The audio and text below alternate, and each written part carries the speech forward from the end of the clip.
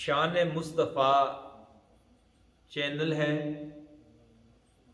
بڑے ہی پیارے، بڑے ہی اچھے، بڑے ہی مخلص انسان۔ میں جب سے انگلینڈ میں آیا ہوں بہت ہی کم لوگ دیکھے ہیں جو اندر اور باہر سے یکساں ہوں، سیم ہوں، لیکن الحمدللہ بڑے جو ملے ہیں بڑے مخلص ملے ہیں، جو دور سے نکل گئے ہیں بس السلام علیکم وعلیکم السلام بہرحال ساجد بھائی، میں بڑا شکر ادا کرتا ہوں رب کا کہ اللہ تعالیٰ نے آپ جیسے بھائیوں کے ساتھ مجھے ملایا، اور دعا ہے کہ اللہ تعالیٰ آپ کے اس چینل شان مصطفیٰ کو مزید ترقیاں عطا فرمائے۔ آمین۔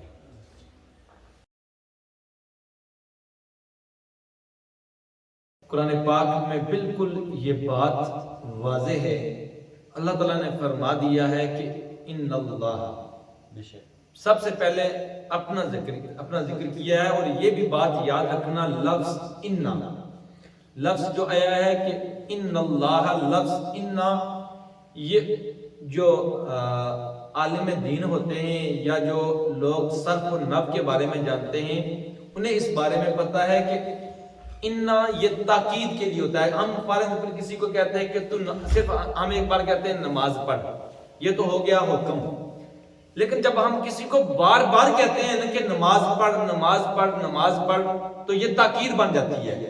بالکل سیم اسی طرح جو عربی کا کلیہ ہے اس میں جو لفظ انا ہے یہ تاکید کے لیے ہوتا ہے، یعنی کسی چیز کو موقت کرنے کے لیے کہ یہ کرنا ہی کرنا ہے۔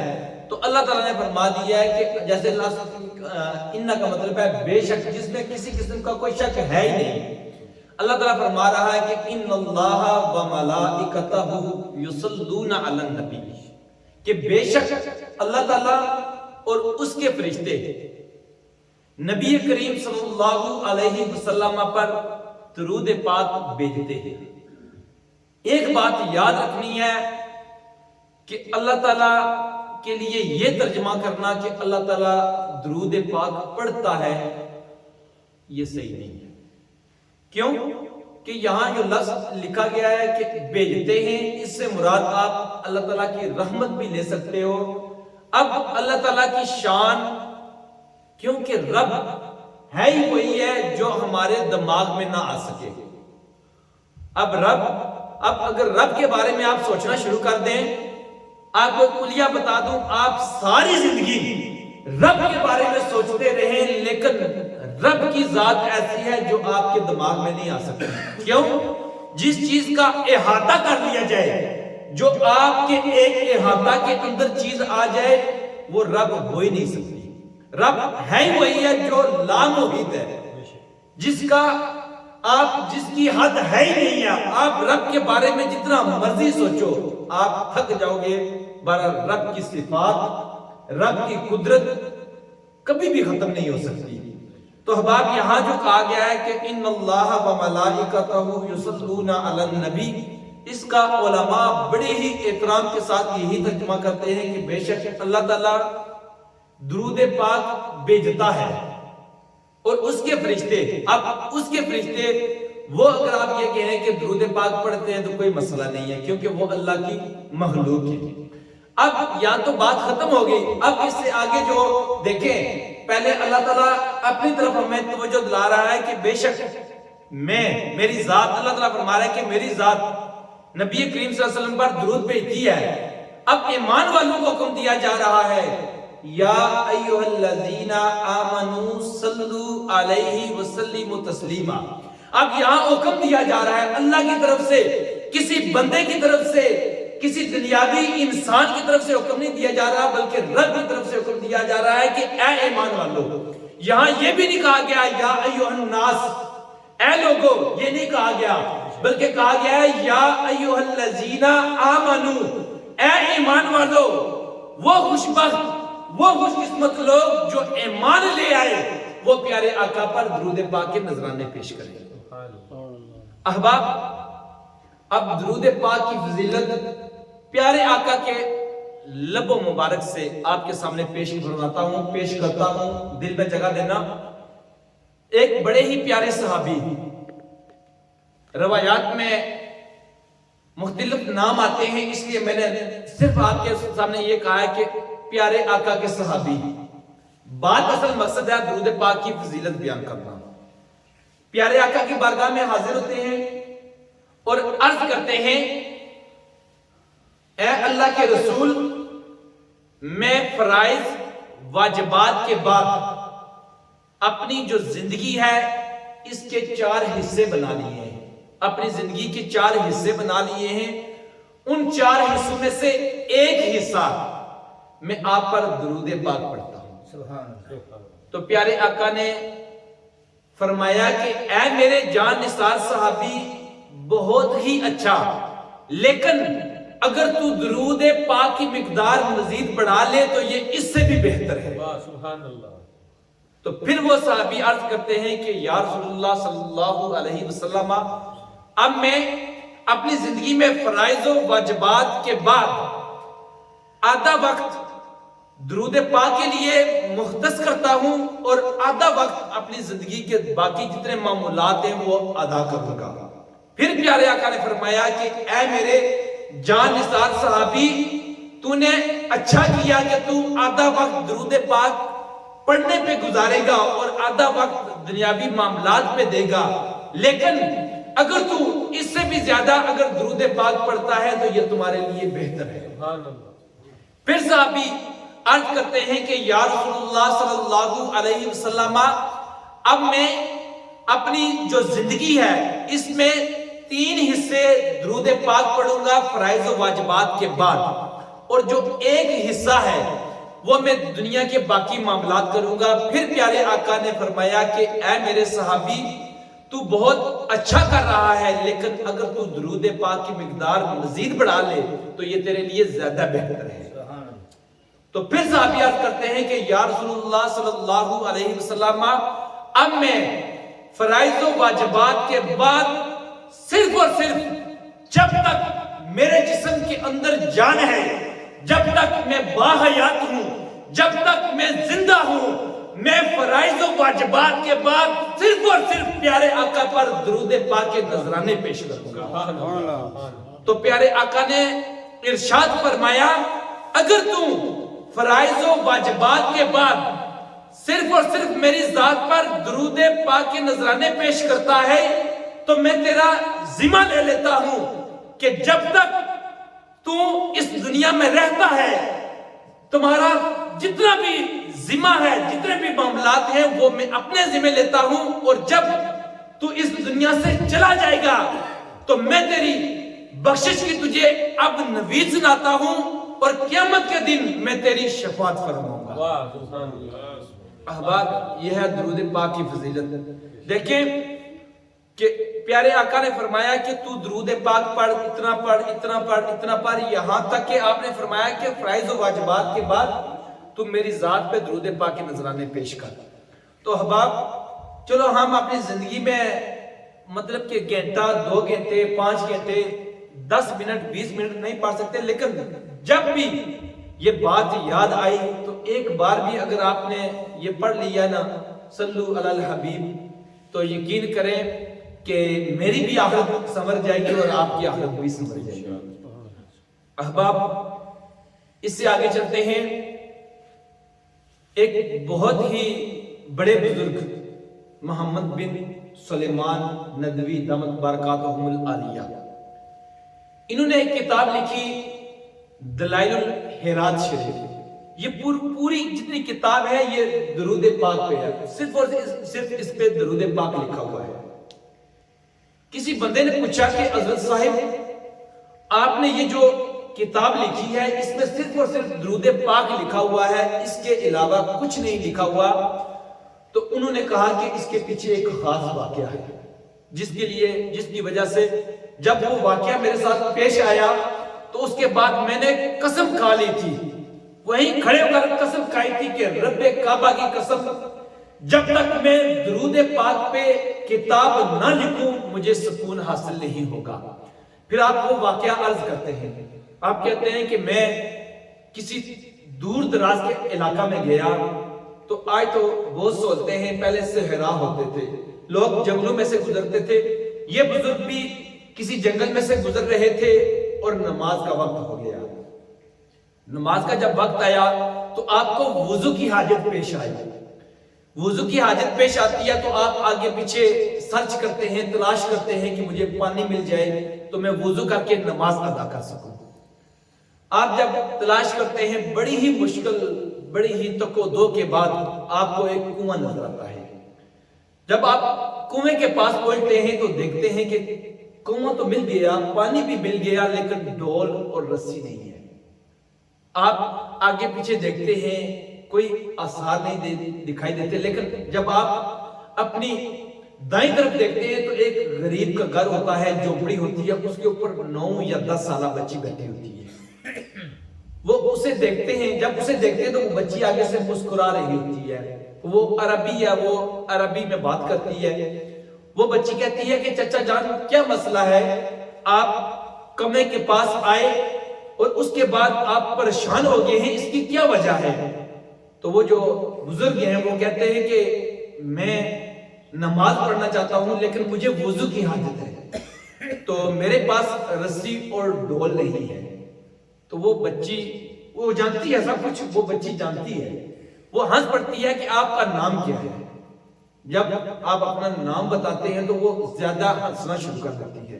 وہ کہتی ہے کہ آپ مصر کے اندر، آپ کا نام پوری دنیا کے اندر چل رہا ہے کہ آپ بہت ہی بڑے بزرگ ہیں اور آپ رسی اور ڈھول ڈھونڈ رہے ہیں۔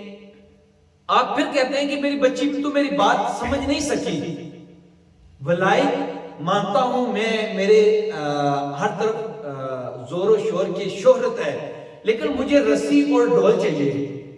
وہ بچی کہتی ہے کہ میں بھی تو یہی آپ کو کہہ رہی ہوں کہ آپ اللہ کے بہت بڑے ولی ہیں، آپ پانی نکال لیں۔ وہ کہتے ہیں پانی کیسے نکالوں، میرے پاس نہ رسی ہے نہ ڈھول ہے۔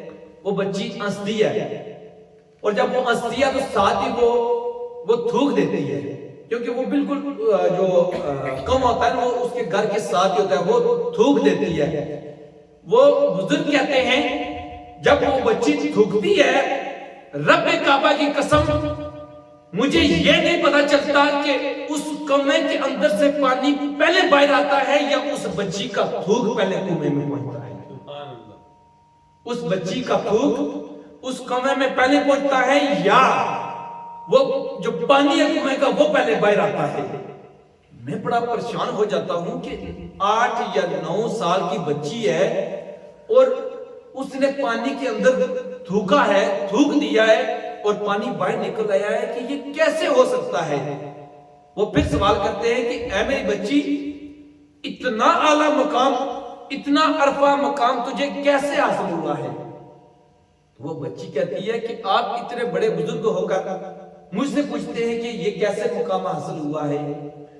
وہ کہتے ہیں مجھے پتا ہے، لیکن تو اپنے منہ سے بتا کہ تجھے اللہ نے اتنا بڑا مقام کیسے عطا کیا ہے؟ تو وہ بچی کہتی ہے کہ یہ صرف اور صرف یہ جو مجھے مقام ملا ہے، میں ہر وقت اپنے پیارے آقا پر درود پاک کے نذرانے پیش کرتی ہوں۔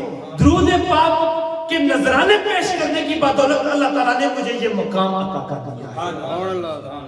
احباب، ایک 9 سال کی بچی اور صرف پیارے آقا پر محبت و عقیدت کے ساتھ درود پاک کے نذرانے پیش کرتی ہے اور اللہ تعالیٰ اتنا بلند اور عرفہ مقام عطا فرما دیتا ہے۔ ایک چھوٹی سی حقائق اور اس کے بعد انشاءاللہ پروگرام ختم۔ احباب، مختلف روایات ہیں، مختلف باتیں ہیں، لیکن جو کلام حاصل کلام ہے وہ میں آپ تک بیان کر دیتا ہوں کہ ایک مسلمان ہوتا ہے، اس کے جو الفاظ ہیں بعض کتابوں میں اور لکھے ہوئے ہیں، بعض میں اور لکھے ہوئے ہیں، لیکن حاصل کلام ایک ہی ہے۔ وہ کہتا ہے کہ ہر بگڑا ہوا کام درود پاک پڑھنے سے سنور جاتا ہے۔ ہر بگڑا ہوا کام درود پاک پڑھنے سے سنور جاتا ہے۔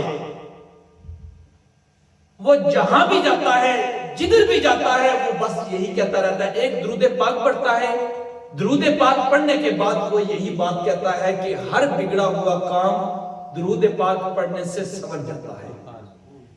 ایک یہودی ہے، وہ دیکھتا ہے، ظاہر وہ اس کا پڑوسی ہے، وہ دیکھتا ہے کہ یہ جہاں بھی جاتا ہے درود پاک پڑھتا ہے، اور درود پاک پڑھنے کے بعد یہی الفاظ کہتا ہے کہ ہر بگڑا ہوا کام درود پاک پڑھنے سے سنور جاتا ہے۔ اب وہ اس کا امتحان لینا چاہتا ہے، ذرا وہ پڑوسی ہیں، وہ ہے غیر مسلم، لیکن پڑوسی ہونے کی وجہ سے وہ ایک دوسرے کے ساتھ ان کے تعلقات ہیں، آنا جانا ہے۔ وہ یہودی اس طرح کرتا ہے کہ وہ ایک انگوٹھی، ایک سونے کی انگوٹھی اسے دیتا ہے بطور امانت کہ یہ تو اپنے پاس رکھ، میں دور دراز سفر پہ جا رہا ہوں، جب میں واپس آؤں گا تجھ سے واپس لے لوں گا۔ اب وہ یہودی جب انگوٹھی دیتا ہے، وہ جو مسلمان ہوتا ہے وہ پھر درود پاک پڑھتا ہے اس کے سامنے، وہ اس کے سامنے درود پاک پڑھتا ہے، پھر یہی الفاظ کہتا ہے کہ درود پاک پڑھنے سے ہر بگڑا ہوا کام سنور جاتا ہے۔ یہودی کے دل میں، اب یہودی کے دل میں یہ آتا ہے، اب تو نے یہ انگوٹھی لے لی ہے، اب یہ میں چوری کر لوں گا، چوری کرنے کے بعد میں تجھ سے اس کا کہوں گا، اس انگوٹھی کے بارے میں پوچھوں گا کہ مجھے انگوٹھی واپس کر۔ جب میں تجھ سے انگوٹھی واپس مانگوں گا اور تو مجھے انگوٹھی نہیں دے سکے گا، تو اس وقت میں کہوں گا کہ تو نے میرے سامنے کہا تھا کہ درود پاک پڑھنے سے ہر بگڑا ہوا کام سنور جاتا ہے، اب اس وقت بھی تو نے کہا تھا، آج تیرا یہ بگڑا ہوا کام نہیں سنور سکتا۔ یہ یہودی کے دل میں ہوتا ہے۔ اب یہودی کیا کرتا ہے، اپنے گھر چلا جاتا ہے، جب رات ہوتی ہے یہودی رات کے اندھیرے میں اس کے گھر جاتا ہے، اور وہ صندوق کے اندر جہاں انگوٹھی پڑی ہوتی ہے وہ وہاں سے نکالتا ہے، نکالنے کے بعد وہ انگوٹھی جا کر دریا میں پھینک دیتا ہے۔ اب دیکھیں اللہ کی کرنی، جب وہ انگوٹھی دریا میں پھینکتا ہے، اس انگوٹھی کو ایک مچھلی کھا لیتی ہے۔ اب جب دوسرا دن ہوتا ہے، وہ مسلمان اسی جو اس کی ایک روٹین ہے اسی کے مطابق وہ بازار جاتا ہے، درود پاک پڑھتا ہے، اور ہر بندے کو یہی کہتا ہے کہ درود پاک پڑھنے سے ہر بگڑا ہوا کام سنور جاتا ہے۔ اب وہ مچھلی لیتا ہے، جب وہ مچھلی لیتا ہے تو پہلے درود پاک پڑھتا ہے، درود پاک پڑھنے کے بعد اس مچھلی والے کے سامنے بھی یہی کہتا ہے کہ درود پاک پڑھنے سے ہر بگڑا ہوا کام سنور جاتا ہے۔ سبحان اللہ۔ اس کے بعد وہ مچھلی لیتا ہے، مچھلی گھر لاتا ہے، اس کے ٹکڑے کرتا ہے، جب وہ ٹکڑے کرتا ہے، کیونکہ جب وہ مچھلی کاٹ رہا تھا تب وہ درود پاک پڑھ رہا ہوتا ہے، اب جب وہ ٹکڑے کرتا ہے تو اس کے اندر وہی انگوٹھی ہوتی ہے، وہ اسے پتہ چل جاتا ہے کہ یہ وہی انگوٹھی ہے جو یہودی نے دی ہے۔ وہ جا کر صندوق میں دیکھتا ہے، وہ نہیں ہوتی ہے۔ اب وہ اسے پتہ چل جاتا ہے، وہ وہاں سے انگوٹھی کو نکالتا ہے اور جا کر صندوق میں رکھ دیتا ہے۔ اب دوسرے یا تیسرے دن یہودی بڑے فخر کے ساتھ آتا ہے، اور آتے ہی وہ اس بات کا دعویٰ کرتا ہے کہ ہے میرے پڑوسی، اے میرے مسلمان بھائی، تو میری انگوٹھی واپس کر دے، میں نے دور دراز جانا تھا لیکن اب میں نے وہ جانا مؤخر کر دیا ہے، تو میری انگوٹھی واپس کر دے۔ وہ پھر اپنی روٹین کے مطابق پہلے درود پاک پڑھتا ہے اور پھر کہتا ہے درود پاک پڑھنے سے ہر بگڑا ہوا کام سنور جاتا ہے۔ اب وہ جاتا ہے، صندوق سے نکال کے انگوٹھی جب وہ اس کے سامنے رکھتا ہے، وہ یہودی پریشان ہو جاتا ہے، میں نے یہ انگوٹھی دریا میں پھینکی تھی، یہ اس کے پاس کیسی آ گئی ہے؟ وہ بڑا حیران ہوتا ہے۔ حیران ہونے کے بعد ذرا جب وہ اپنی انگوٹھی دیکھتا ہے تو اب اس کے ذہن میں سوال پیدا ہوتا ہے کہ یہ کیسے اس کے پاس پہنچائی؟ اب وہ اسے سوال کرتا ہے کہ یہ تیرے پاس کیسے پہنچی، حالانکہ میں نے یہ انگوٹھی تو دریا میں پھینک دی تھی۔ وہ شخص کہتا ہے کہ جب تو نے مجھے انگوٹھی دی تھی، میں نے کیا کہا تھا کہ درود پاک پڑھنے سے ہر بگڑا ہوا کام سنور جاتا ہے، اب تو نے انگوٹھی دریا میں پھینکی۔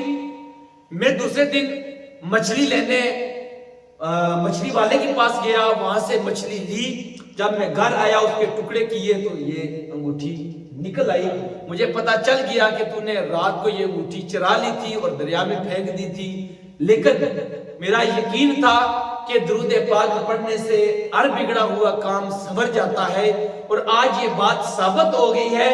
آج تجھ پہ روزے عیاں کی طرح یہ بات ثابت ہو گئی ہے، اب تو کلمہ پڑھ لے۔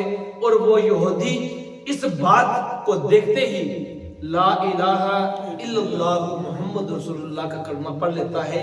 احباب، یہ ہے درود پاک کی فضیلت۔ لیکن ایک بات، یہ دیسی سا فکرہ ہے، علامہ صاحب بہت بہتر جانتے ہوں گے۔ کسی نے پوچھا تھا پیر بڑا ہے یا یقین بڑا ہے؟ تو جواب دینے والے نے یہ کہا تھا یقین بڑا ہے، پیر بڑا نہیں ہے۔ کیوں؟ آپ کا یقین ہوگا تو پیر سے کچھ حاصل ہوگا، اللہ سے کچھ حاصل ہوگا، اللہ کے رسول سے کچھ حاصل ہوگا۔ بالکل اسی طرح درود پاک کی فضیلت ہمیں اس وقت پتہ چلے گی جب ہمارا اس پہ کامل یقین ہوگا۔ اب ہم باتیں تو کرتے ہیں درود پاک پڑھنے سے یہ فائدہ ہوتا ہے، لیکن اس میں سب سے پہلے میں ہوں، اپنے آپ کو رکھتا ہوں، درود پاک پڑھ لیتا ہوں لیکن یقین نہیں رکھتا۔ یقین تو کریں نا، اگر آپ کا کوئی مسئلہ ہے آپ درود پاک پہ یقین تو کریں، آپ پڑھیں کسی حاجت کے لیے، اللہ تعالیٰ ضرور حاجت پوری کرے گا، لیکن یقین محکم اور مستقل ہونا چاہیے۔ اللہ تعالیٰ ہمیں درود پاک پڑھنے کی توفیق عطا فرمائے، آمین ثم آمین، وما علینا الا البلاغ۔